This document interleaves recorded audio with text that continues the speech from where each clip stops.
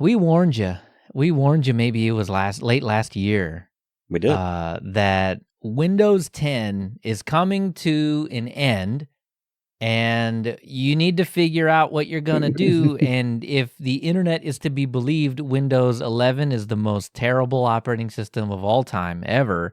And you should definitely either move to Mac OS if you have the money to, or just upgrade to Windows 11 if you have the hardware to. Otherwise, Linux, right? Linux is the choice, really. Well, that's what I think. That's what I say. We named the show Linux something something because that is kind of our default choice for almost everything. I suppose it's not for everybody, but I mean, you're right. I think there's a lot of option out there, and you can find some support on things. So, right. I think it's a pretty good choice if you want to hang on to that old hardware for a little while longer. I think that's going to be it, right? So for the people that can't go to Windows 11, I think Linux is probably going to be your only choice unless you plan on throwing your laptop out. Which don't do that. That's terrible. You can maybe you do both even. Like if you're like, okay, I keep my old hardware, but what am I going to do with it? I can't update it at all or anything. So maybe I put Linux on that and play around over there. Right? Like figure it out. If you're going to have to buy new hardware anyway, you still have this old laptop, and now you can tinker. So if you have a tinkery bone in your body, that's definitely the play. Yeah. But I mean, if not, give it to somebody. Somebody else might want to play, right? Yeah, definitely responsible recycle, upcycle, whatever we're calling that. Yeah. I mean, don't just pitch it in the bin. Yeah, the garbage is the wrong place for it. Worst case scenario, you give it to me, and maybe I'll send it to somebody that wants a laptop to play with. But as if all of that wasn't enough, right? There's enough fervor on every side to fill a stadium. Yeah. Microsoft decided to pull a fast one on everybody. And so for their non-money making customers, that is usually going to be your regular old folks running video games every now and then or something like that, you get another year. If so, Windows says if you meet certain conditions. That's terms and conditions apply. Yeah. So while you can do the whole like for money making customers or whatever, you can pay $30 and get more updates for a year. It looks like you can just get it for free to extend it. So so this is going to be like home edition, people. Right. Yeah, so it's not the pro or enterprise or education. None of those are going to apply to this because you're going to have to. Actually, I think it's like $65 or $75 a year. You got to pay for those things to carry on. Right. Okay. So here it is. I actually have it up right now. So it's for individuals, home users. I don't know that it says. Okay. The way that this is written, I'm not positive that it's just Windows 10 home. But they made it sound like that, but maybe you're right. Right. But so let's just assume home, maybe pro.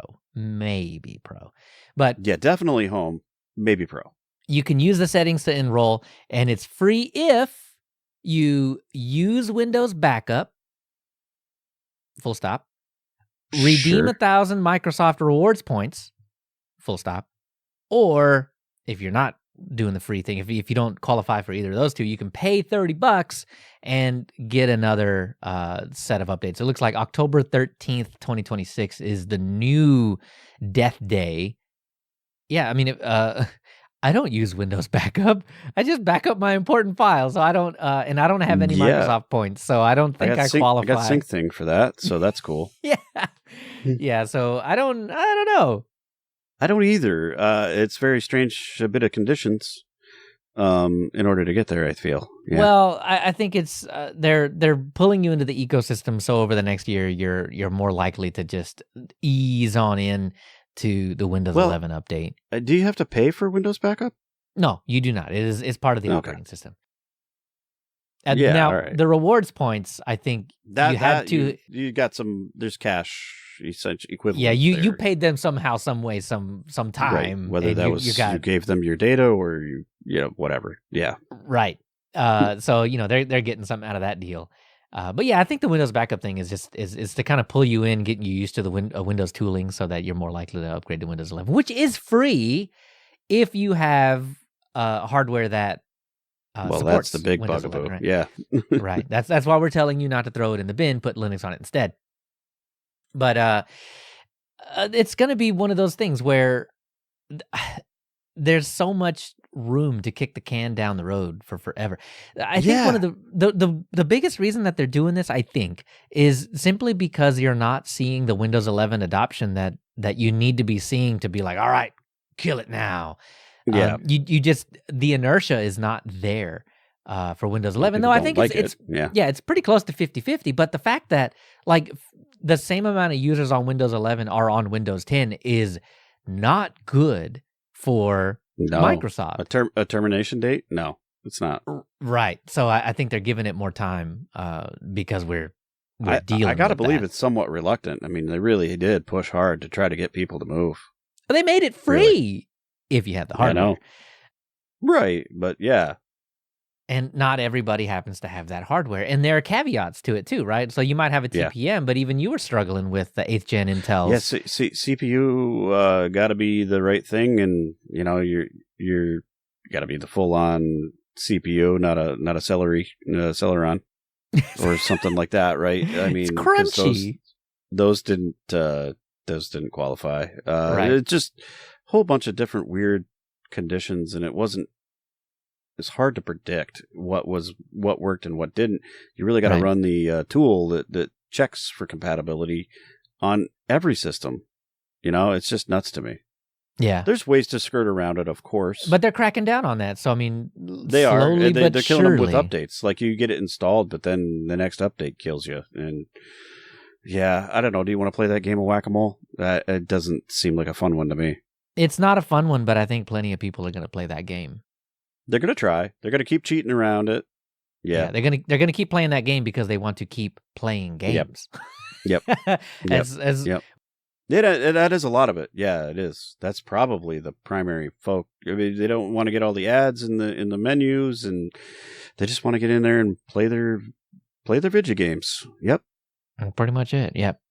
Okay, so we know it's coming up. Most people are not going to know about the extra extension thing, the whole do you use Windows backup or whatever.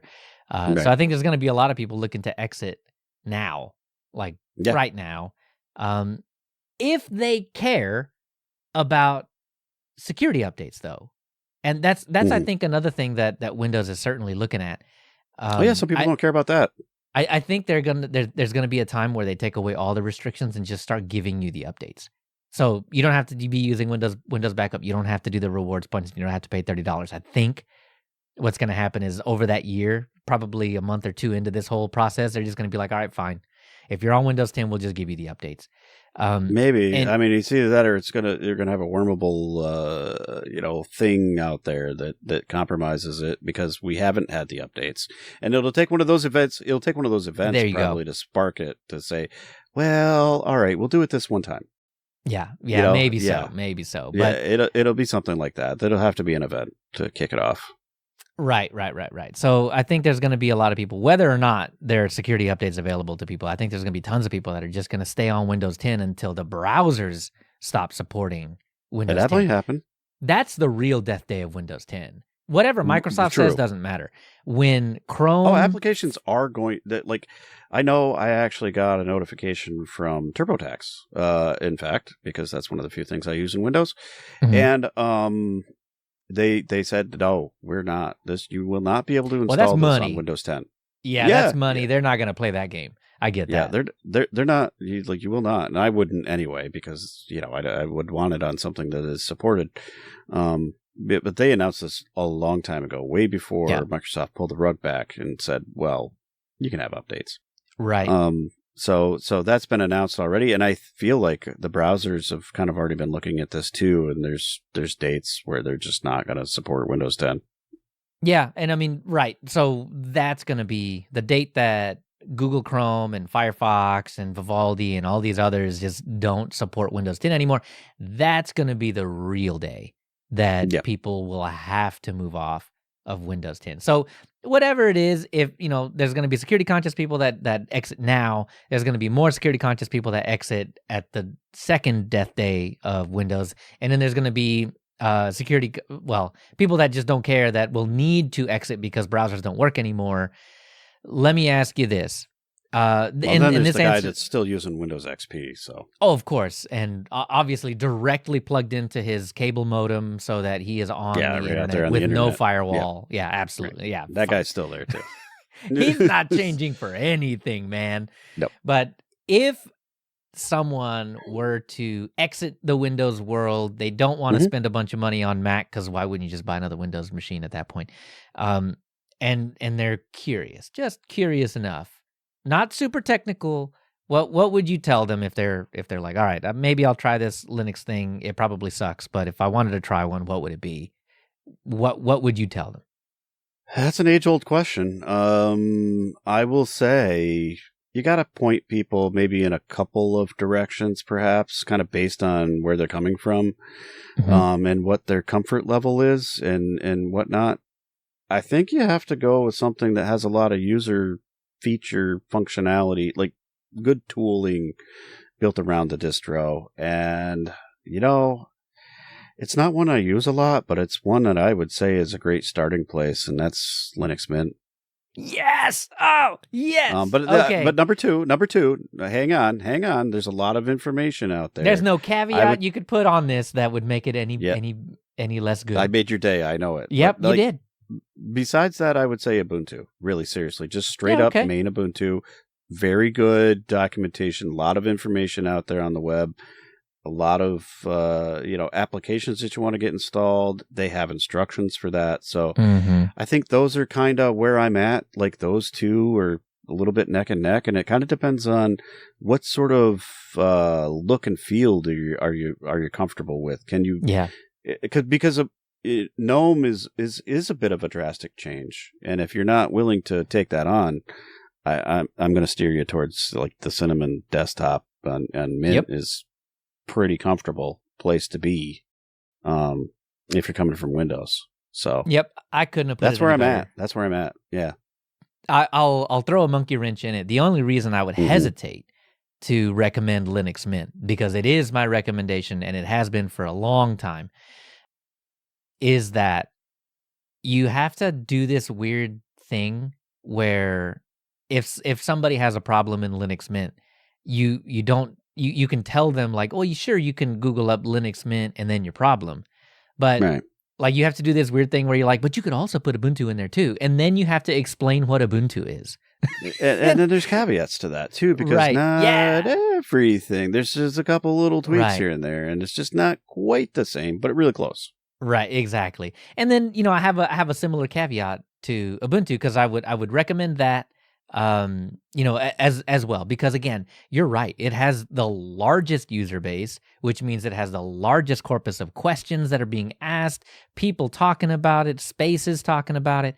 So I mean, it's easy to get help on. You're like, Ubuntu blew up in this way, and there's always that one guy or one girl that's like, oh yeah, totally. I've seen that before. Here's how you fix it. So it's great. It's got that inertia behind it, so I think it's really good. But as you mentioned, I think the fact that it's GNOME and it is a huge departure from your typical Windows normal desktop, it's got a bit of a learning curve on it. So yeah, I mean, I can't say it any better. Number 1, Linux Mint. Number 2, Ubuntu. If you had to pick a third, get wild, what would it be? Oh boy, wild. I don't know. I never really thought that far out. Maybe one of those. Maybe that's really mine. Seriously. Yep. I mean, I'm on Aurora. I like that. That's cool. I think you could get on with it pretty well for the most part, right out of the box.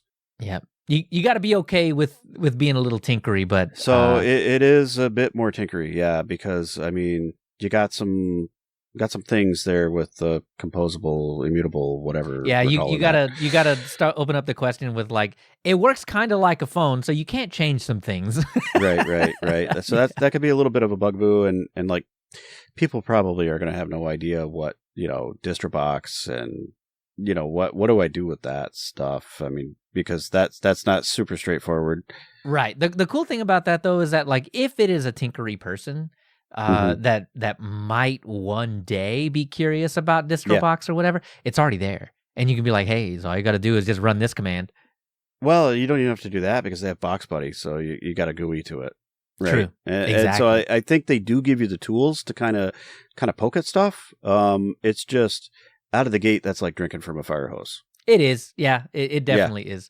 It's Yeah. all the weird things about Linux all smashed together, and Yep. here you go. You can be a developer if you want to. Yeah, Yep. it's But pretty cool. boy, there's a lot of tools and stuff installed, so you really don't. Maybe you don't even look to go install stuff. It's probably already there. That's kind of what is so cool about it, is that like all the codecs are there, all of the most used applications are right there out of the box, and the applications that you might want, just open up Bazaar and just click. Yeah, Easy. boy, is that nice. But that's kind of how Linux Mint is, though, with a few less dev tools It is baked in. So Mint is still number one. So yep. That's a good list. Seems like a solid list. There you go. All right, fight me, internet.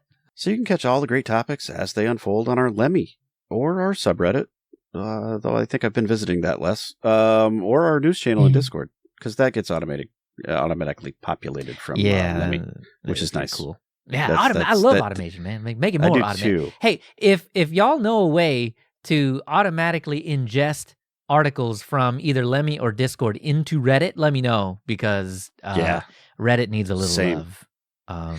Hey, is there anybody that wants to mod Reddit? That'd be cool. I mean, reach out. Yeah, I mean, it's linuxuserspace.show/Reddit.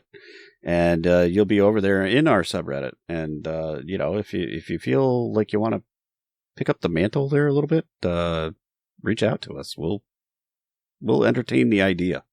Or help us automate it, one of the two. That'd be cool. Yeah, that'd be fine, too. Yeah, that'd be all right with that. But we do get the episodes posted over there, and occasionally news articles. So, like, I post links to the episodes in Reddit and whatnot. So it's a good place to follow anyway. And definitely. Lemmy, obviously, we put a little more time and effort into that, although I really need to do some sysadmin work onto that. And whoops. At some point, I think I just got to pull the pin and start over again and copy database things over and whatnot. It takes a long time to do that because it's slow. Yeah. So I will say, and no pressure, but I will say, Lemmy gets a lot of love from when we post stuff, it does. Yeah, it's kind of crazy. Like I didn't expect Lemmy to kind of blow up the way, and it's been a steady kind of growth in at least in the news subreddit. Because I mean, we could post more in the other subreddits. It's not subreddits, communities. But it's well over 2,000 people in there poking around. Yeah, I feel like we get good comments mostly on the news stuff, which is nice. So I mean, it's a good place to follow. Yeah, Firefox getting AI stuff got a few comments. Man, they got hammered on that. Yeah, but I mean, it is what it is. Yeah, nobody likes that. What can I say? Yeah. So, but we got all the great links to Discord, Mastodon, Telegram, Matrix, Twitch, Twitter. They're all linuxuserspace.show/whatever thing you want. There's redirects for that, so we don't have to reinvent the wheel.